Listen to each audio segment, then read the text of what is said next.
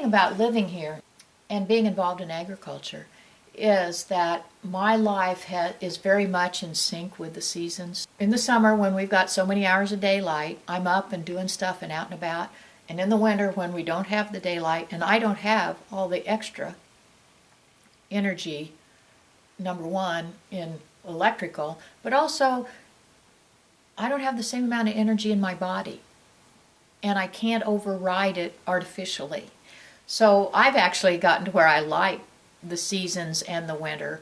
And then of course by this, from now and for the next several weeks, now only because we had such a nice day yesterday, but by the time we get to March, then I'm anxious to get up and get going again. But I've really had a little bit of time in the winter to rest up from all that go, go, go. You know, cow-calf operation here, and we calve in May, so we're out every day, twice a day, checking on cows and calves. And you see that there's a new wildflower today that you didn't see yesterday. So everything just comes on so quickly, and we all get geared up and going like that. So it's been really fun to feel like I am living a little bit more in tune with the natural world. The house is totally off the grid. All the electricity is supplied by 2,000 watts of solar panels and a 1,000-watt wind generator. And I also have solar hot water panels on the house. The solar electric I love. It's there, knock on wood, really. I have not had 5 minutes of downtime with my solar panels. This will be the beginning of the 15th year I've lived here. And I love solar, but we do not get sunshine or enough sunshine from about December 1st through the 1st of February. So December and January, it's really hard to live on solar. It's impossible, really. But I do usually have more wind in the winter. This winter, the challenge was fog, if you'll recall, or at least in December, we had a lot of fog. So fog usually means no wind and no sun. And so at that time I use a backup generator, just a portable one, and charge my batteries with that.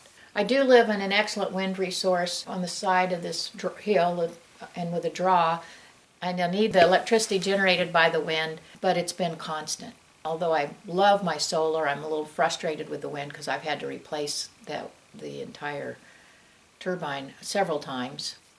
The hot water panels are on the house, and so when the sun shines, like a day like this, or any kind of sunshine, will heat water that then goes through my radiant floor heat. So I have floor heat on sunshiny days and a wood stove on cloudy days. I think one of the biggest misunderstandings about being off the grid or solar and wind energy is that you just install it and you go. And people don't understand it's a system that you're going to have to learn. If there's anything I would stress to people, it's that a passive home takes an active homeowner. One of the bites that can get you when you live off the grid are phantom loads. And this house is designed so that one set of outlets is on the flip switch. So there's a switch over there that every one of the bottom outlets will go off. And I think you can have energy creep the same way you get financial, that's not the right word, but you know, the more money you make, the more money you spend. Along those same lines, all of a sudden I might have gone from one computer to, oh no, now I need to have an iPhone too. Or here's a bite, I went from an inkjet printer to a laser printer. Huh. The lights dim when the laser printer comes on. Now, having said that, I'll also say that I live in a house much like everyone else's. I have too big of a TV. I have a microwave. I like to steam vegetables. I have a washer and a dryer. So for people who think if you live off the grid, you're doing without, I'm not doing without. I'm doing fine. The southeast part of Chase County does not have a lot of water in it. I mean, I can tell you all three of us that live in the southeast part of Chase County. My great-grandparents homesteaded here in the late 1870s. There was a very small community of Thurman, and just people couldn't stay. There isn't water. Knowing that I might have to haul water, I needed more than a well, and thankfully the neighbor built a house earlier than I did, and she put in a great system. That was the well and a cistern and an automatic timer to keep the cistern full. So that's what I've got. And then when I do have to haul water, I've got a place to put it. It comes down and then it's pumped into the house just like anybody else's. You look over here though, you can see the gray water tank. All the water from my washing machine, my kitchen, the bathtub, the pantry, all goes into the black, there's a black like sump pump tank over there. That gray water tank is 4 feet deep, 4 feet wide, 14 feet long, and every 2 feet it has a baffle that we built. So the water has to come in and go around like that, it snakes through. And then we added 132 cubic feet of lava rock, and I'm not a purist, so I went ahead and put some sand in and a little bit of dirt. And right now, it has very few plants in it compared to what it could have. But it's got several that use a lot of water, and I'm not using as much water in the house because of the last couple of years of drought. When there's no water, just don't use it, you know?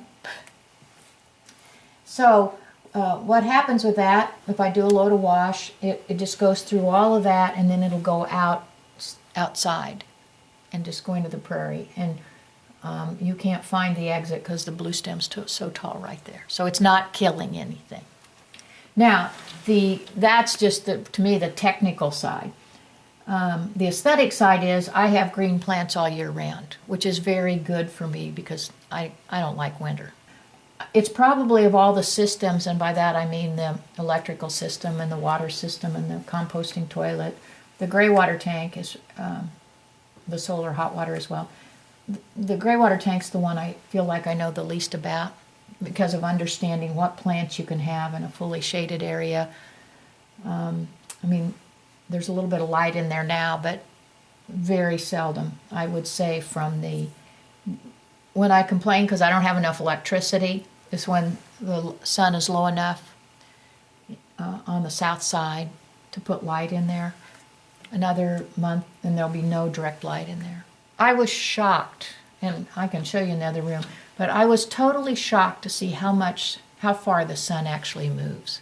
If you live in a home with artificial light, and mind you I did for 45 years or more, you just don't pay attention. You're not conscious until you have to be.